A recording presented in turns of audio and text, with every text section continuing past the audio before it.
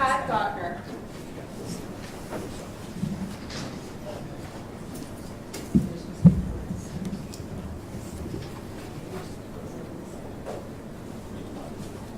Good afternoon, Your Honor.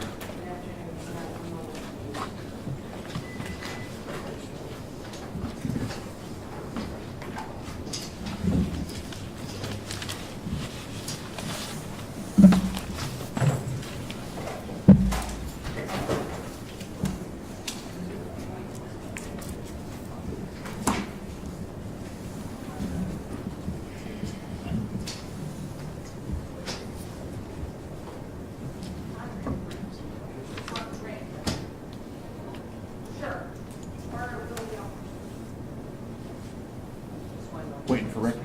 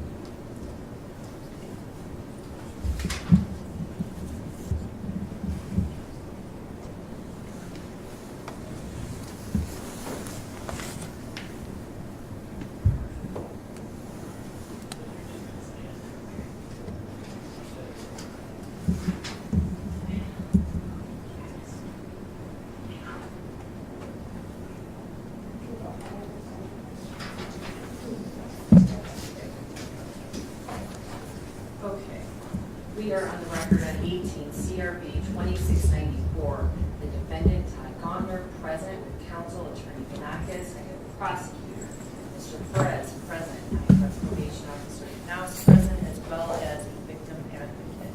We start with Ms. Knaus as to the pre-sentence report. Good afternoon, Your Honor. I have shared the recommendations with Mr. Gauntner's counsel, and also we have sent victim impact statements to Dustin Wolf and Bradley Peterson. We have not received any feedback on those. I had none. Okay, so the defendant was last here on November 29th, 2018, at which time he pled guilty to using a weapon while intoxicated, a misdemeanor in the first degree. As you indicated, a victim impact statement was ordered, and a pre-sentence report was ordered. Have you spoken with the victims? We've called a number of times and left messages. We were okay at the plea. Okay. What was happening? All right, thank you. Mr. Perez, as to the state of Ohio, does the state have a recommendation? Your Honor, on behalf of the state of Ohio, whatever the probation department recommends, we're fine. Okay, thank you. Mr. Panakis, on behalf of your client. Your Honor, thank you. We've had many discussions on this case, Your Honor. As you are aware, Todd was a police officer for the city of Euclid. Since this incident in August, he has resigned from his position with the city. He's no longer serving as a police officer. Your Honor, immediately after this incident, Todd went to Texas and enrolled voluntarily in the Warrior's Heart inpatient program. It is designed for police officers and veterans. As the court is aware, Todd, in addition to being a former Euclid police officer, was also a Marine from 2006 to 2010. Was honorably discharged, did 2 tours of duty in Afghanistan, an Operation Enduring Freedom. He was actually, Your Honor, I don't know how else to put it, blown up twice. And he is here. During his time in the Marines, he developed PTSD. He was diagnosed with PTSD shortly after returning home after being discharged. Your Honor, he was a decorated Marine. I can provide the court a list of the medals and ribbons that Todd did receive during his time in the service. And Your Honor, not only was he a decorated Marine, but he was also a decorated police officer. It wasn't too long ago, it was in January of 18, that Todd and another Euclid police officer literally saved the life of a gentleman on the corner of 200th and Pawnee. They picked him up, took him in their cruiser, took him to Euclid Hospital after a man had been shot, I believe, 16 times with an assault rifle and saved his life. He was honored for that. I have no doubt, Your Honor, I'm not a doctor, I'm not a psychiatrist, but that this PTSD played into this event in August. The gun was pulled, Your Honor. I'll tell you that Todd got the worst part of it. The two gentlemen that were involved in the altercation, in addition to Todd, beat him pretty well, pretty good. He's not proud of being here in front of you today, Your Honor. He's lost a lot. Since we were in court, he was referred to mental health court for that assessment. My understanding is Todd had met with Julie Hammond out of the mental health court, and that based on his PTSD diagnosis, that they would accept him for that. I would request that the court go along with that. I think that would be good for Todd. My understanding is it's a 2-year program. With weekly meetings turned into bi-weekly meetings, and then bi-monthly meetings, then monthly meetings. In addition, Todd has sought the services of a psychiatrist from the VA. He's seeing her on a regular basis. All those considered, Your Honor, I would ask you to send this case over to the mental health court docket. Right, well, I consider the request for the transfer of the case out of this court's jurisdiction into the mental health court. And we've had pretrial discussions on that request, and the ultimate conclusion of a case that's transferred into mental health court is dismissal. And as I represented to both the prosecutor and counsel, I'm not comfortable with a dismissal of a charge like this. And so for that reason, I'm not going to transfer it to the Mentor Municipal Court. I'm going to proceed to sentencing here. Now, is there anything else that you want me to consider? Your Honor, I would just again ask the court to reconsider if the recommendation is the mental health court. I don't think it's as simple as having the case dismissed. It's a 2-year program, and as we had discussions in prior to this sentencing, it's a misdemeanor. He would be eligible for an expungement after serving out his sentence and a term of probation, and that would, should it be expunged in the future, also lead to a dismissal. No way, I believe that mental health court is easy. That's not the. I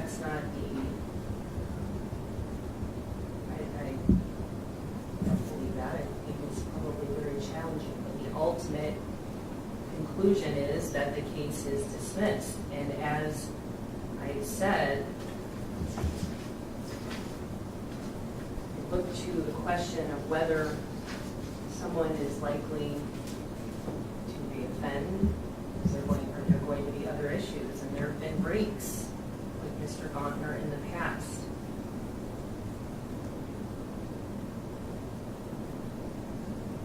Your Honor, as you're aware, there is no veterans court in Lake County.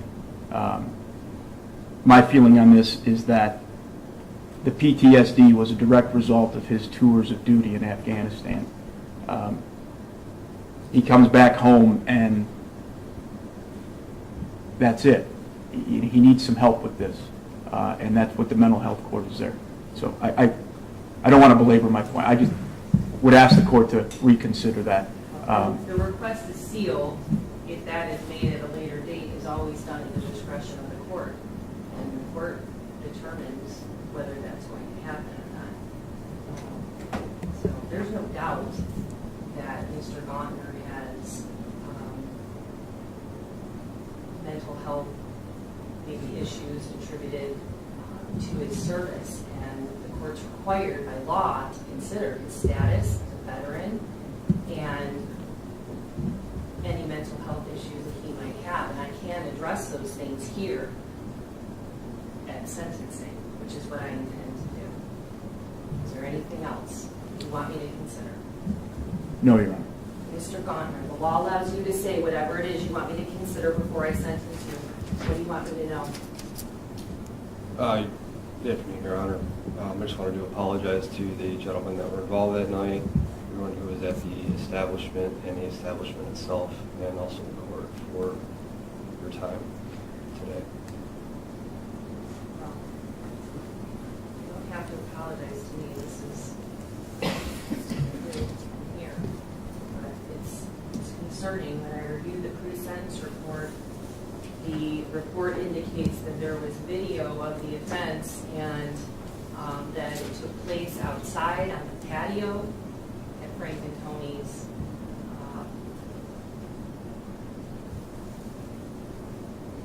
You are a police officer, or were a police officer. I looked at your prior record. There was an OBI offense in 2006 that was dismissed out of this court. Do you remember that? I do, Your Honor. Do you know what happened there?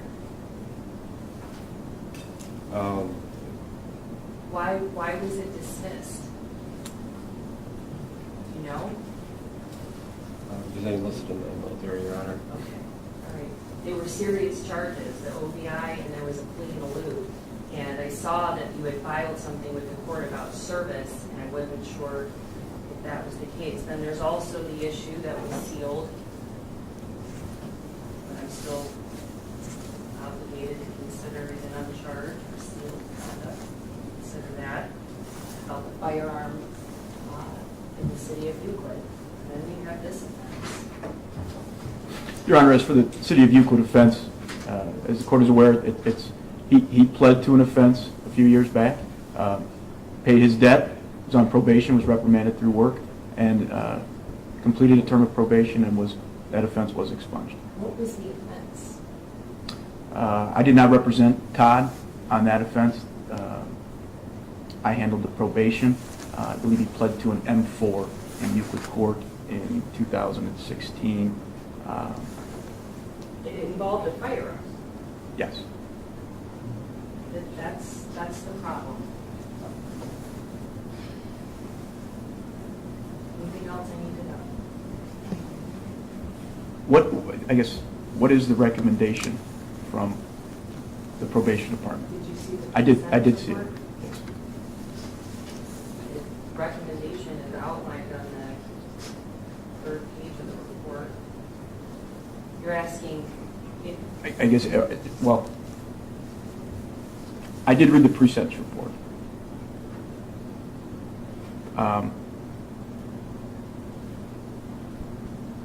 Well, I guess I would say, based on the pre-sentence report, I would ask the court to adopt the recommendations set forth in said pre-sentence report. All right, well, I consider the record as I outlined, there was what I consider to be a serious offense, and it was dismissed because the defendant enrolled or re-enlisted. Did you go back? Was that the second time, or was that the first time? First, 2006, he was Enlisted. 20 years old. Okay, he enlisted at that point in time. Considered the Euclid offense, and I considered the facts and circumstances of this offense. And as I indicated, the facts and circumstances of this offense, using a weapon while intoxicated, it was serious in that it occurred in a bar, and the defendant was intoxicated or had been drinking alcohol. And it was after 1 a.m. on an outside patio. There were other patrons in the bar and people working at the bar in downtown Willoughby. Was also occurred on a Friday night at the end of August. And it's not uncommon for vehicles and people to be walking out and about in downtown Willoughby at that time. He brandished the firearm at 2 individuals, and the police report notes that it was a Ruger with 1 round in the chamber and a fully loaded inserted magazine. The defendant also there's issues because he, at the time, was a police officer working in the city of Euclid, and you're held to a higher standard, and that's the way it is. I've also considered the representations of the PTSD, the multiple tours, the honorable discharge from the U.S. Marines. I considered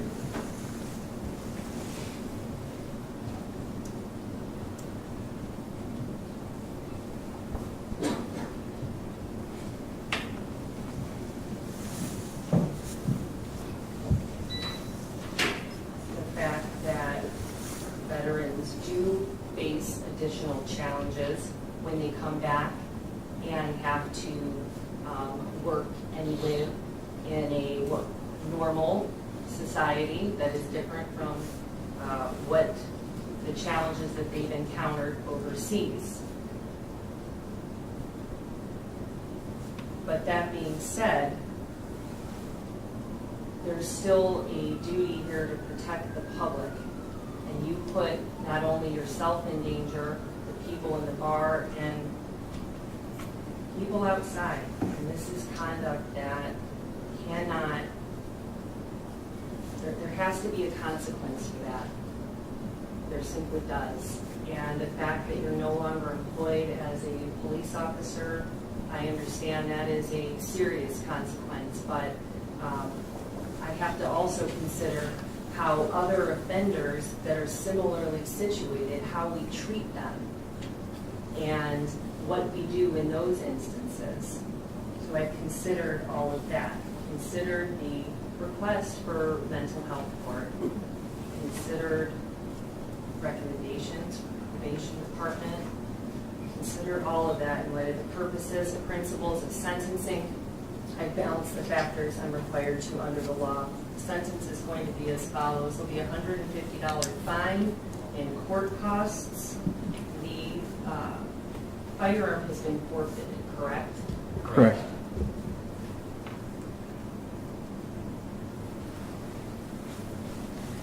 I'm ordering you to serve, I'm ordering a sentence of 180 days in the Lake County Jail. I'm suspending 175 days. You'll serve 5 days in the Lake County Jail. You'll be placed on probation for a period of 12 months.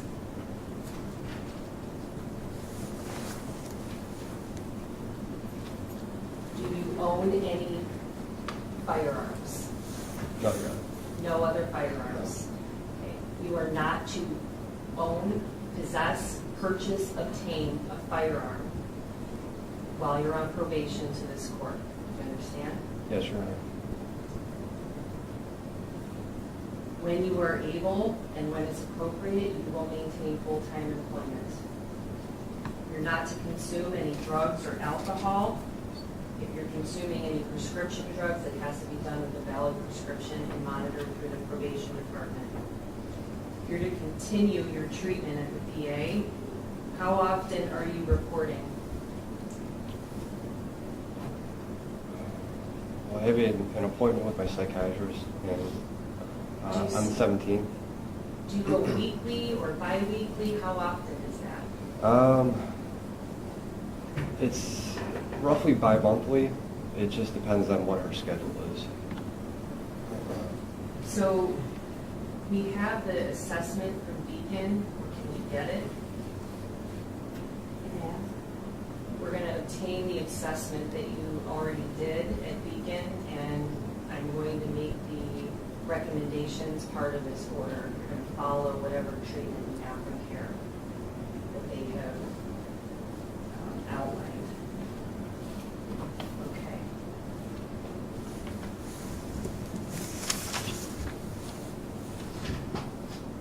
All right. Anything from the state? No, Your Honor. Thank you, Your Honor. Additional? Mr.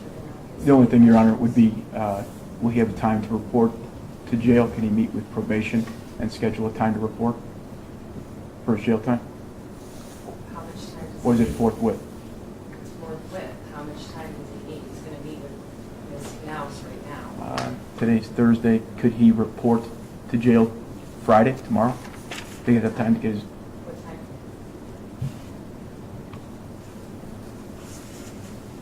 9 o'clock? Thank you. So you'll report to the Lake County Jail at 9 a.m.